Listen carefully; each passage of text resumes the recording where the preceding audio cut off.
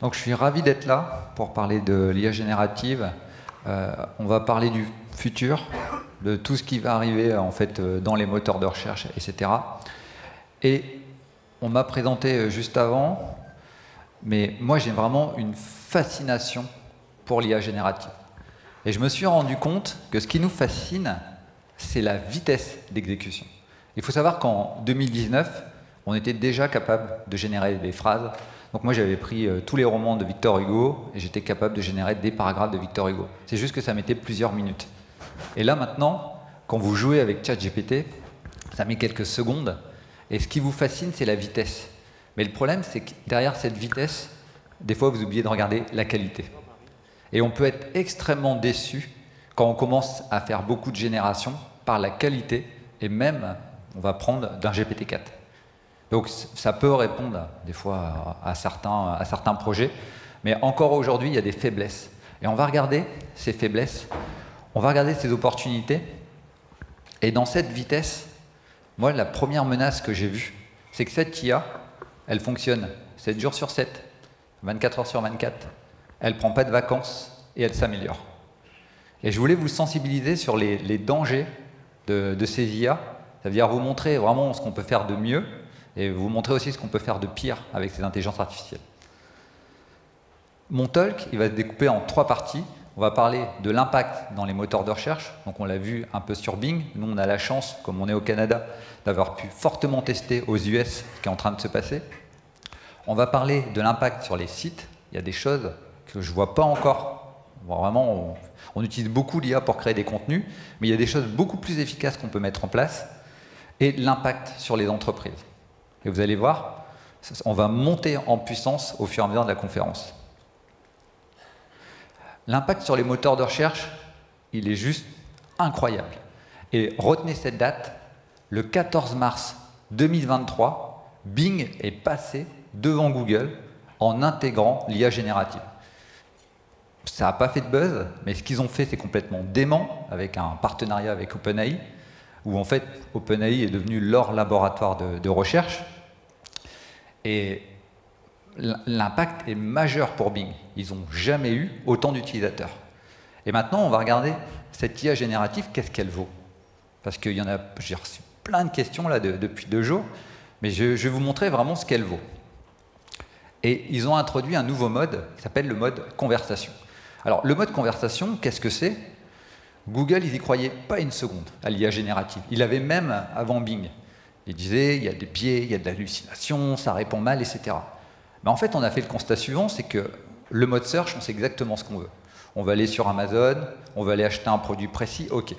Mais dès le moment où vous êtes sur des requêtes, où vous ne savez pas trop ce que vous voulez, vous voyez ici, je veux la meilleure machine à café, aucune idée de la marque, aucune idée des caractéristiques, etc. J'ai besoin d'être guidé. Et en fait, on s'est rendu compte que ce mode conversation, il avait tout son sens, et que les chatbots aident énormément. Et avant, dans l'ancien monde, il y a 2 ans, comment on faisait? On faisait une requête, on parcourait un site, 2 sites, 3 sites, 4 sites, tout ça pour trouver une idée de cadeau de fête de mère. Après, on essayait de retrouver le cadeau, l'avoir au meilleur prix, ça prenait un temps extraordinaire. Avec les IA génératives, vous allez voir, elle fait tout le travail à votre place, et elle vous donne directement le bon produit, vous n'avez plus qu'à l'acheter. Et c'était mes conversations de ce midi, je pense même qu'après, ils pourront même acheter à notre place.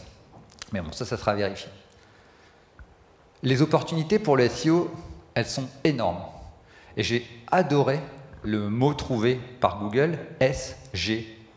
Pour ceux qui n'en ont pas encore entendu parler, c'est Search Generative Experience. Et ça change tout d'intégrer l'IA générative dans les moteurs de recherche. Parce que potentiellement, on peut répondre à des nouvelles requêtes. Donc vous allez voir des requêtes de très très longue traîne. Et surtout, maintenant, nous, en tant qu'experts, on peut trouver des optimisations pour y apparaître. Là-dessus, moi, je voulais vous donner une méthode. C'est-à-dire que si j'étais arrivé avec des chiffres, ce que je vais dire pour le site A, ça sera faux pour le site B. Donc comment on fait à l'heure actuelle pour voir l'impact de la search générative sur son site? On a accès à l'index de Google, on a accès à l'index de Bing. Ils nous ont même donné accès à leur propre intelligence artificielle, donc GPT-4 pour Microsoft et Palm 2 pour Google. Et il faut savoir que vous prenez vos requêtes de la Search Console et vous pouvez les rejouer. Donc, avec l'intelligence artificielle de Google. Et ça, c'est génial, parce qu'avec cette méthode, on est capable de voir ce que l'IA répond. Est-ce que c'est qualitatif? Est-ce que c'est complètement à côté de la plaque? Et on est aussi capable de comprendre les connaissances qu'il y a dans cette IA. Quel concept elle utilise, quelle entité nommée, etc. Alors, les avantages, aucune limite. Vous imaginez, avant, je vous aurais dit, vous pouvez avoir votre propre Google dans votre entreprise, c'était impossible. Il y avait des centaines de milliards d'URL, il fallait les stocker, etc., les interroger, une infrastructure. Là, on est capable de générer des contenus qui sont très proches de ce qui existe dans le moteur de recherche. Les inconvénients, prévoir un budget, avoir les ressources, avoir les personnes qui savent utiliser cette intelligence artificielle, et c'est long à générer. Pour ceux qui jouent avec GPT-4 ou ChatGPT, vous allez vous rendre compte que des fois, ça prend quelques minutes. Donc quand vous commencez à avoir des centaines de milliers de requêtes, ça peut prendre beaucoup de temps. Et ça, s'il y a un slide, s'il y a une chose où on doit s'arrêter, et je pense que Google ne l'a pas vu venir, c'est qu'on peut avoir son propre simulateur de Google SGE ou de Bing GPT pour son entreprise. Et ça change absolument tout, parce que ça ouvre un terrain de jeu mais gigantesque pour les personnes qui vont l'implémenter. On n'est plus sur faire des suppositions, on utilise leur IA, on utilise leur index et on voit exactement ce qui ressort. Là, vous voyez, je suis dans Google Cloud, une technologie donc, offerte par Google qui s'appelle Vertex AI. J'ai mon contexte, donc en fait j'imite Bard, et je lui mets une requête qu'après je vais mettre dans Google SGE. Et vous voyez la réponse qu'il est en train de me donner. Donc là, on est sur le capybara, donc j'ai mis une petite photo de l'animal. Et la réponse qu'il est en train de me donner, ici, j'ai fait exactement la même chose dans Google SGE. Alors pour ceux qui seraient curieux de l'utiliser, c'est assez facile. Hein. Il suffit, comme on n'a pas accès en Europe, il suffit d'utiliser un VPN qui va vous donner une IP américaine, de demander un accès à Google, et vous allez pouvoir jouer avec Google SGE. Et là, on se rend compte que sur le capybara, vous voyez, le texte de l'IA, c'est le texte qui est, on va dire, couleur marron avec quelques liens. Et ce texte, on le prend, et là, j'ai pris un outil qui mesure la similarité entre deux textes. Alors, pourquoi j'ai pris cet outil? Parce qu'il est gratuit et que tout le monde peut le refaire. Et donc, vous copiez le texte généré, vous copiez le texte qu'il y a dans Google SGE, et nous, bon, c'est sans aucune surprise, hein, je mets logique, il y a entre 75 à 90% de similarité entre ce qu'il y a dans Google SGE et ce qu'on a simulé, ce qu'on a généré, pardon. On l'a fait sur 1000 expressions, donc il aurait fallu le faire sur un site entier, etc. Et ça donne vraiment un terrain de jeu monstrueux, parce qu'on va savoir où on va disparaître, on va savoir où on va apparaître, etc., etc. Alors pourquoi on n'a pas 100%? On n'a pas 100% parce qu'on n'a pas tout l'index de Google.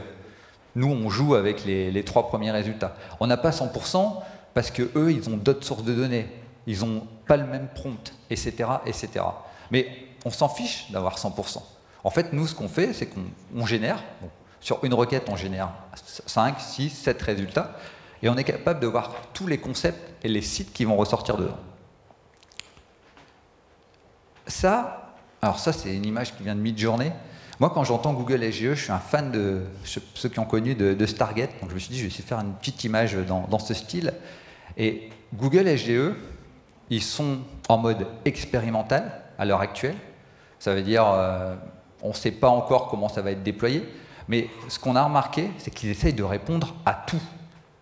Et quand vous comparez avec Bing, c'est assez hallucinant comme façon de faire. Si vous prenez ici la meilleure machine à café, c'est Google SGE qui va vous faire un comparateur. Donc avant, on avait plein de sites, souvent avec des liens d'affiliation qui se positionnaient là-dessus. Là, on a potentiellement une intelligence artificielle qui va le faire à la place de tous les sites qui proposent des comparateurs de produits.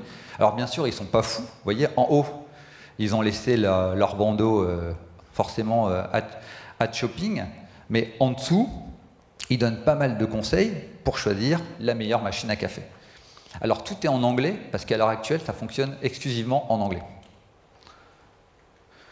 Si vous prenez Bing, ils ont un positionnement beaucoup plus neutre. Parce que forcément, vous imaginez les impacts que ça peut avoir sur tous les sites actuels. Et si on est sur Bing, donc ce qu'ils font, Fabrice Canel en a parlé, mais ils proposent des questions et après, ils vous emmènent dans le mode conversation. Donc nous, ce qu'on s'est amusé à faire, c'est décortiquer tout ce que savait faire et ne savait pas faire Google et SGE pour anticiper l'impact sur les sites Internet. Les 3 cas possibles. Ce que je vous propose, c'est de démarrer par la fin. Des fois, Google SGE n'apparaît pas, ou il vous dit tout simplement, c'est pas possible de faire une génération pour cette recherche. Donc ça, c'est un cas qui se produit relativement souvent. Après, vous avez le cas du milieu, où quand vous allez lancer la recherche, automatiquement, il va générer une réponse. Donc ça, c'est assez bluffant, parce que s'ils le font, c'est qu'ils sont sûrs des résultats. Et après, il y a le cas qu'on appelle l'A/B test. Google, ils ne savent pas en fait. Ils ne savent pas si c'est intéressant ou pas de générer une réponse avec une intelligence artificielle. Et ce qu'ils font à l'heure actuelle, c'est qu'ils demandent à l'utilisateur, c'est le cas tout en haut, est-ce que tu as envie de générer une recherche pour cette requête? Alors vous vous doutez que c'est traqué, c'est monitoré, et forcément quand il y en a beaucoup qui ont envie de générer une réponse avec l'IA, après le proposeront dans leur moteur de recherche. Les 3 réponses qu'on a, donc là, vous avez vu des captures d'écran. Il y a l'AI Snapshot. Donc là, je reprends exactement le wording de Google. Donc, ils vous font un résumé par rapport à tous les sites qui sont cités dans l'index de Google. Et l'idée, c'est de vous faire gagner du temps. Donc, par exemple, le comparateur sur la machine à café. Voilà, vous n'avez plus besoin d'aller sur un site avec un comparateur. Vous avez tout de suite la réponse, les produits. Vous allez gagner du temps. Ils ont bien sûr ce mode conversation, où ils vont vous soumettre des questions complémentaires pour répondre parfaitement à votre requête. Donc on reprend le cadeau de fête des mères, on n'a plus envie de jongler sur plein de sites, on gagne vraiment beaucoup de temps. Et après, ils ont sorti quelque chose que ne possède pas encore Bing, pas à mes connaissances, Vertical Experience, où ils vont rajouter des fonctionnalités. Donc là, j'ai mis pour aider dans un achat, mais c'est par exemple, vous, si dans votre requête, vous avez le prix, c'est extrêmement important, par rapport où vous avez un budget de moins de 300 $, ils sont capables de faire en sorte que l'IA vous permette de faire un filtre sur le prix, même si ce n'est pas disponible sur les sites. Donc ils essaient d'ajouter des fonctionnalités. Je n'ai pas fait de screenshot parce que ça bouge énormément. On est sur une technologie expérimentale et ils testent beaucoup de choses. Et même j'ai beaucoup de questions sur tout ce qui est local pack, sur on va dire le référencement local. Là, c'est trop difficile d'en parler dans une conférence parce que toutes les semaines, ça évolue. Maintenant que vous connaissez les différentes réponses, les différents modes, je vous propose de regarder l'impact sur le SEO. Alors, peut-être une question pour la salle. Qu'est-ce qui pense que ça va être important pour le SEO, cette IA dans les moteurs de recherche? Pas beaucoup. Ah si, quand même. C'est partagé, on va dire, c'est 50%. Vous allez voir, les 50%, c'est intéressant. Donc là, je vais laisser quelques secondes de méditation. Donc là, j'ai fait ma recherche. Je veux le meilleur ordinateur de bureau en 2023. Mais où est le SEO? Donc c'est comme où est Charlie. Faut essayer de le trouver. Donc il y a un énorme encart publicité. Il y a un énorme encart IA. Alors j'ai fait exprès de prendre ça parce que vous remarquez que l'encart IA, il répond pas très bien. Il donne des petits conseils très généralistes. Il propose des produits. Mais en fait, oui, le SEO, les résultats organiques, disparaissent. Et ça, c'est assez problématique parce que Palm 2, il a cette particularité d'être capable de choisir des produits. C'est-à-dire que là, on n'est pas connecté à Google Shopping, mais on se rend compte que quand vous générez, donc sur meilleur desktop, meilleur ordinateur de bureau en 2023, il est capable de vous citer Apple iMac, Dell XPS, HP Envy Desktop, je ne connaissais même pas ce type d'ordinateur, et que ça fonctionne relativement bien. Et ça, c'est assez inquiétant parce que comment il a choisi les produits? On n'en a aucune idée. Donc, à travers un simulateur, on est capable d'aller décortiquer son choix, et je vais vous montrer des petits résultats. Les performances sont correctes. Alors vous voyez, je dis performance correcte. Je ne dis pas performance bonne ou excellente. Je me place en mode critique, mais sur les requêtes transactionnelles, les comparaisons de produits, effectivement, il répond bien. Les requêtes commerciales, idem, si vous commencez à chercher des marques, ça répond bien. Les requêtes basées sur la localisation, donc là on voit vraiment l'IA générative à sa place, et les questions sur du contenu froid. Alors, le Evergreen, vous savez déjà que c'était dur. Alors bien sûr, il y a des alternatives avec Discover, mais sur tous ces sujets-là, l'impact SEO va être très fort. Très fort à la baisse ou à la hausse. Et c'est vrai que c'est intéressant. Donc par exemple, des sites de petites annonces peuvent être boostés par Google SGE. Parce que les sites de petites annonces, quand ils commencent à avoir des dizaines de millions d'URL, ils sont capables de faire de la très très longue traîne. Et je vais vous donner un exemple. Une requête. Je veux un ordinateur rouge pour ma fille de 13 ans pour un budget de 300 €. Google SGE répond parfaitement. Et vous donne les produits associés.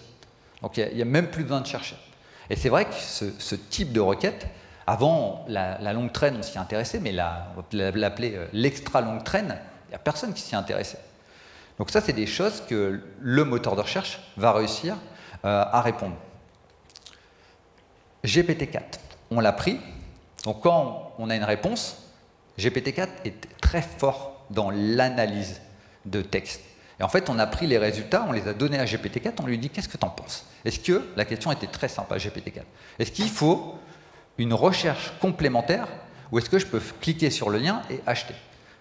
Dans 80% des cas, vous imaginez, 80% des cas, GPT-4, il dit « C'est parfait ». Et c'est bien parce qu'on n'a pas demandé à Palme 2 de tester Palme 2, on a demandé à une IA de vérifier les résultats d'une autre IA. Et potentiellement, là je lance une perche, mais si vous utilisez GPT-4 et Palme 2, vous avez potentiellement une IA chez vous qui est plus puissante que tout ce qui existe sur le marché. Parce que entre eux, ils ne vont pas s'amuser à utiliser les IA des concurrents.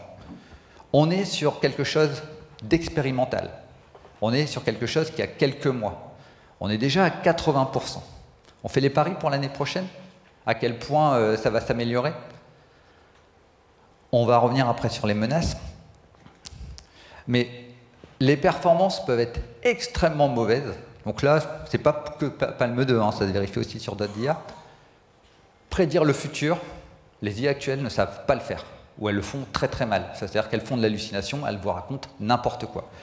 Toutes les requêtes sensibles, tout ce qui va être politique, religion, etc., vous pouvez les oublier aussi. Et après, les requêtes informationnelles sur des événements récents, je vous ai fait une démo juste après, ils ont un train de retard, parce que c'est compliqué de fournir en continu des infos à une IA, ça coûte très cher. Et donc là-dessus, l'impact sur le SEO va être très faible. C'est-à-dire les sites médias vont être complètement épargnés, ça c'est certain, parce que ce n'est pas le positionnement qu'ils veulent avoir. Et ça, nous, on l'a vu avec nos tests, et notamment que quand Google SGE va répondre sur de l'actualité, ils citent les sources, et ils invitent même, vous avez juste un résumé, ils vous invitent même à lire l'article. Donc pour une fois, pour moi, ça va plus être les sites e-commerce qui vont être touchés que les sites médias. Là, vous voyez, un truc tout bête, qu'est-ce qui s'est passé au sous-marin Titan, le sous-marin qui explorait le Titanic? Non seulement Google SGE ne répond pas, donc ils savent déjà qu'ils ont un défaut, ils vous mettent juste en haut le bandeau, est-ce que vous voulez générer?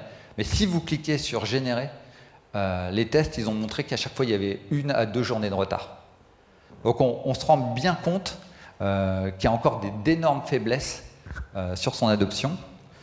Et après, SGE refuse de répondre. Alors ça, c'est tout ce qui est Your Money, Your Life. J'ai eu la question plusieurs fois. Il disparaît. Il n'y a même plus d'SGE, il n'y a même plus le mode, ça n'apparaît pas. Idem, quand ça touche leur modèle économique, quand ils commencent à avoir beaucoup de Google Ads, SGE disparaît.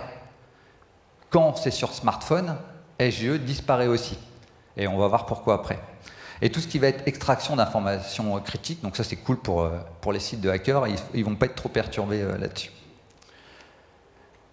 Un truc qui peut être hyper intéressant, et là on est encore en découverte, on est encore en train de chercher, nous c'est vraiment un projet de recherche, c'est comment Google sélectionne ces sites pour Google SGE. Et on s'est rendu compte, donc ça c'est l'exemple du site officiel, donc nous on a repris SGE, ok, comment rendre propre un chien de refuge, pourquoi pas, on a regardé les résultats organiques, et ce qu'on a observé, c'est que souvent il n'y a aucun rapport, mais vraiment aucun rapport, entre les sites qui sont dans Google SGE et Google Search. Et là vous pouvez voir, il y a même des sites, des blogs assez personnels qui ressortent, alors qu'ils ne sont pas du tout dans la recherche organique. Et ça nous a un petit peu passionnés, parce qu'on a essayé de comprendre. On a essayé de comprendre et on a vu qu'ils avaient un système de modération pour écarter les sites non légitimes. Donc, dès qu'il y a SGE doit faire du scoring, et dès qu'ils ont des doutes, le site est trop récent, ou le site a pris une pénalité manuelle, etc., etc., ils sont tout à fait capables de les écarter. Et on s'est rendu compte, on s'est dit, tiens, c'est bizarre, pourquoi ce blog, il ressort aussi bien dans Google SGE? Je ne vous ai pas tout dit.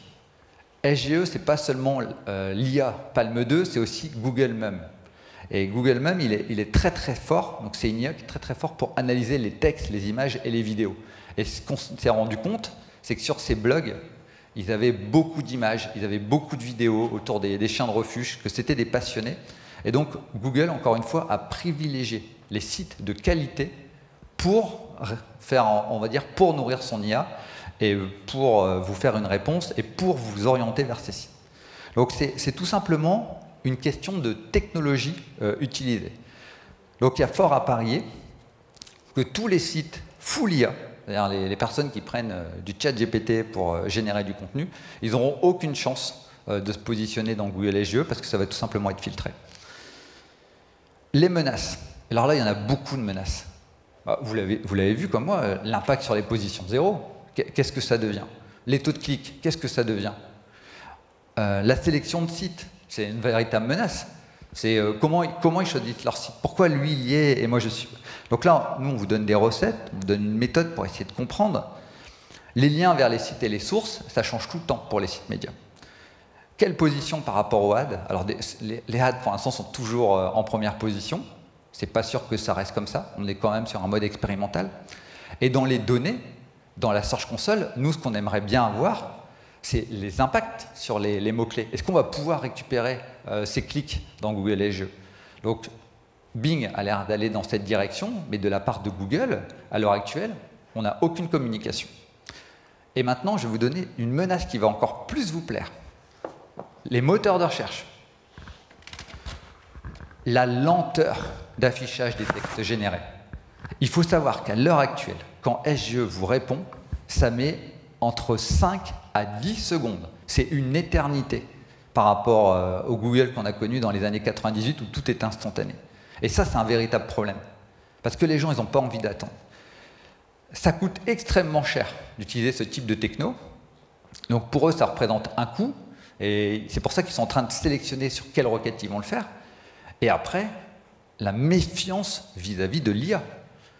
Dans la société, il y en a beaucoup qui vont rejeter en masse l'IA générative, comme pour toutes les inventions.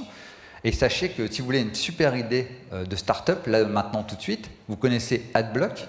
Dans peu de temps, il y aura IABlock. Ça sera un plugin dans Chrome et qui va vous virer tout ce qui concerne SGE. Donc combien il y a de personnes qui vont l'utiliser, etc., on ne sait pas encore. Et moi, ce que je vois, c'est que même Google pourrait proposer à ses utilisateurs de bloquer les résultats générés par une intelligence artificielle. Alors, le dernier point, c'est du véridique. L'IA crée de la diffamation, l'IA crée de la fake news, et le plus gros problème qu'ils ont à l'heure actuelle, c'est que des fois, c'est des purs plagiats. Ça veut dire que ce qui s'affiche dans Google SGE, c'est un copier-coller du site qu'ils ont utilisé. Donc on voit que, heureusement que c'est en mode bêta, heureusement que c'est en mode expérimental, mais il y a encore beaucoup de questions, il y a encore beaucoup de menaces, et c'est ça qui rend l'exercice très intéressant. L'impact sur les sites, alors là, je vais vous donner des nouvelles astuces, et j'adore cette citation de Lan LeCun qui dit « La machine décuple la force et l'IA décuple l'intelligence ». Et ça, c'est vrai, mais ça dépend, c'est mis dans quelles mains. Et pour les sites, on a beaucoup qui font de la génération, mais vous allez voir avec l'idéation et avec d'autres concepts que je vais vous expliquer, il y a beaucoup mieux à faire. À l'heure actuelle, quand vous voulez booster votre productivité sur les sites, tout le monde se concentre sur le premier sujet. C'est identifier et créer des contenus, donc sur des thèmes précis. Et bien sûr, on va essayer de respecter son style d'écriture, pas faire d'erreurs, il y aura un petit peu de relecture, etc. Donc il y a énormément de startups qui se sont lancées là-dedans, mais il y a beaucoup mieux à faire. L'IA générative est encore plus forte sur les deux sujets suivants, et c'est pour ça qu'aujourd'hui je voulais vous en parler. Automatiser ses actions et surtout analyser ses données. Et vous allez voir après ce qu'on peut faire avec l'analyse de données. La création de contenu, l'année dernière j'avais cité des outils, cette année j'en cite plus parce qu'il y en a trop, il y en existe plus de 50, alors pas forcément que en français, en anglais. Et là j'ai juste pris un chat GPT avec un plugin dans chat GPT qui s'appelle Keyword Explorer, donc les deux moyennement un accès à GPT-4 permet de le faire. Et vous voyez ici, rédige un article de blog de 800 mots avec des mots-clés sur l'association SEO-Camp et met ces mots-clés dans le titre, les sous-titres, les paragraphes. Ça marche en quelques secondes, tout le monde sait le faire. Et ce type de contenu, fait par ChatGPT, moi je suis persuadé qu'on va avoir un nouveau pingouin qui va venir faire un énorme tri sur tous ces contenus qui n'ont aucune valeur ajoutée. Et ces outils de génération de texte SEO, ils ont de la valeur que si ils apportent une certaine qualité, ils respectent votre style et qu'ils apportent vraiment une valeur ajoutée pour l'utilisateur. Moi, aujourd'hui, je veux parler de l'automatisation. L'automatisation, c'est que maintenant, avec l'IA générative, on est capable non seulement de simuler des comportements humains, mais on est capable de donner à une IA une tâche précise. Et vous voyez, on est capable aujourd'hui de demander à une IA de créer un audit SEO. L'IA, avec les dernières fonctions là, qui sont sorties sur GPT-4, on peut très facilement lui apprendre à scraper, à crawler, analyser des données, etc., etc., comprendre votre template et vous faire un audit SEO complet. Ça, c'est ce qu'on appelle les agents autonomes. Donc, vous faites une recherche sur Google, agent autonome, vous allez trouver, il y a plein de librairies Python, il y a des startups qui se sont lancées sur le sujet. Moi, ce que je vous invite à faire, c'est tester avec Zapier ou Make. Je parle souvent que de Zapier parce que c'est très facile à prendre en main. Mais là, vous avez un exemple où j'ai connecté ChatGPT à Zapier. Et d'ailleurs, je l'ai laissé ce tweet parce qu'il a été retweeté, donc j'étais embêté après.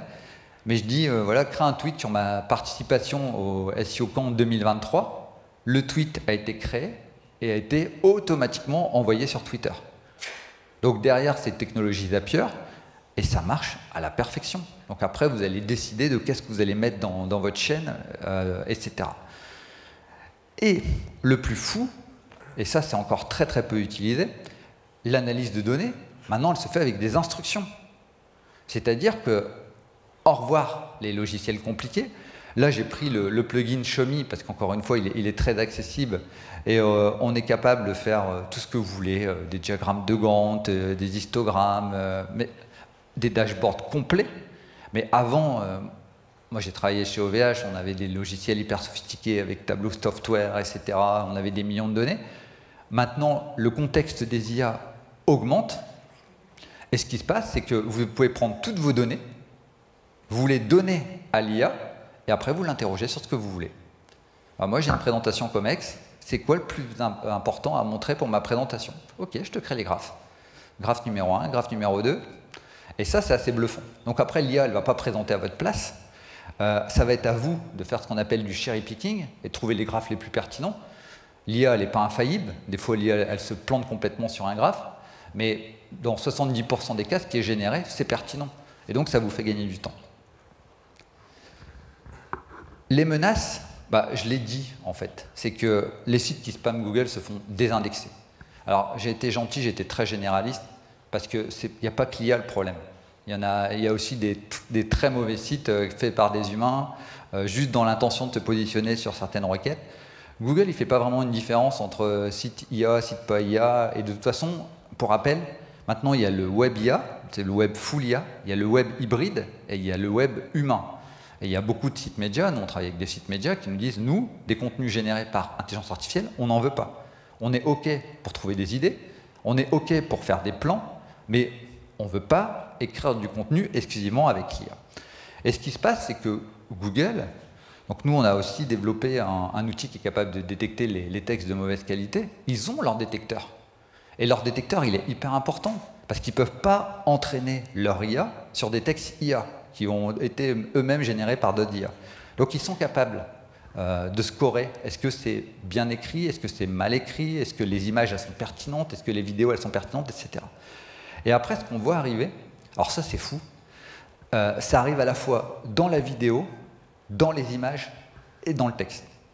On voit arriver beaucoup de pays qui réfléchissent pour obliger, alors pour l'instant c'est pas une obligation, pour l'instant c'est un peu une suggestion, mais on voit beaucoup de gouvernements qui souhaitent qu'on indique que c'est généré par une IA. Est-ce que ça a été généré à 70% par une IA? Est-ce que c'est un peu comme dans les restaurants, là on a le fait maison? Bah là, ils se dirigent vers vraiment inclure et demander aux gens. Et moi, ce que je vois, c'est que si personne ne joue le jeu, il y a plein de startups qui sont en train de développer leur propre concept pour détecter est-ce que ça a été fait par une IA. Notamment pour les deepfakes, ça c'est extrêmement, on va dire, contraignant. On prend quelqu'un en vidéo, on vient modifier, on change son visage, etc. Il y a des technologies qui détectent les deepfakes à 100% maintenant. Chose qu'on n'avait pas il y a quelques mois. Donc c'est quelque chose qui se développe très très vite. Il y a eu des soucis avec les images pendant les manifestations, où il y en a qui ont généré des images de personnes âgées qui étaient pleines de sang. Donc nous on a répondu à des journalistes sur on va dire des astuces sur l'image pour voir qu'elle est générée. Mais maintenant il y a des startups qui détectent les images générées. Et ça c'est normal parce que pour notre société, on a besoin de savoir ce qui est faux et ce qui est vrai. L'impact sur les entreprises, alors ça je l'ai laissé en anglais, j'ai adoré cette citation, ça dit la chose suivante. L'IA ne va pas vous remplacer, mais une personne qui utilise l'IA va le faire. Et là je fais, oh, elle est géniale cette citation, elle a été écrite par qui? Et donc j'ai commencé à remonter le temps, et en fait je me suis rendu compte qu'il n'y a pas vraiment d'auteur, alors que tout le monde s'attribue un peu cette citation, mais même à l'apparition de la voiture, c'est ce qu'on disait au cocher. On disait au cocher, bah, la voiture elle ne va pas te remplacer, par contre celui qui utilise une voiture, il va te remplacer. Et c'est assez amusant parce que j'ai l'impression que ce mode disruptif, on nous le sert à toutes les sauces. Alors, là on va aller plus vite, on va parler directement des menaces. Vous imaginez, pour les entreprises, les IA génératifs volent du contenu, souvent ils ne respectent même pas les droits d'auteur, pour générer du nouveau contenu. Et ça, à l'heure actuelle, il y a un vide juridique, ça semble poser problème à personne. Donc c'est une menace réelle, donc les entreprises vont être amenées à protéger leur contenu. Alors il y a plein de systèmes où, je ne vais pas rentrer dans les détails techniques, sauf si vous me posez après la question. Des métiers vont disparaître, donc oui, il y en a qui vont apparaître, on en parle juste après, mais il faut être lucide, il y a des métiers qui vont disparaître. Par contre, ça ne va pas se passer en un mois. Ça va être comme pour Internet, ça va se passer, ou comme pour les cochers, ça va se passer sur plusieurs années. Donc ces personnes-là auront le temps de se reformer. Alors il y a Sam Altman, c'est le patron d'OpenAI, qui nous dit « mais non, il faut donner un revenu universel à tout le monde ». Là on rentre dans un débat politique, mais gardez-le bien en tête. Des biais monstrueux existent. Et même dans GPT-4, même dans Palm 2, et même Google l'a avoué, et ça c'est un énorme problème, c'est que des fois l'IA peut avoir des propos assez offensants. Donc ça c'est des choses qui sont difficiles à contrôler. Et après, la protection du secret des affaires. Tout ce que vous mettez dans ChatGPT, c'est utilisé pour entraîner l'IA. Et ça, c'est pas vrai que pour ChatGPT, c'est vrai aussi pour d'autres IA. Et ça, c'est extrêmement problématique. Parce qu'on a vu l'Italie qui a interdit ChatGPT, mais ça veut dire que vos informations, elles fuitent. Les informations, elles sortent. Les informations, elles sont réutilisées par d'autres IA. Et nous, ce qu'on voit, c'est que c'est des opportunités monstrueuses pour les entreprises. Donc là, je vais parler. Et j'adore prendre cette métaphore du GPS. Le GPS, je pense que tout le monde dans la salle l'a au moins utilisé une fois ou même l'utilise peut-être tous les jours. Ça vous propose de vous concentrer sur les tâches à forte valeur ajoutée. Pourquoi? Quand vous utilisez un GPS, vous avez accepté que la tâche navigation, vous l'avez donnée à une machine. Mais pourquoi vous avez fait ça? Ça réduit votre stress, ça vous fait gagner de l'argent. ça vous amène tout de suite à la bonne destination. Et en fait, on se rend compte que pour les entreprises, ça va être exactement la même chose. C'est qu'il y a certaines tâches, on peut les confier à la machine, mais il y en a d'autres qu'on ne peut pas confier à la machine.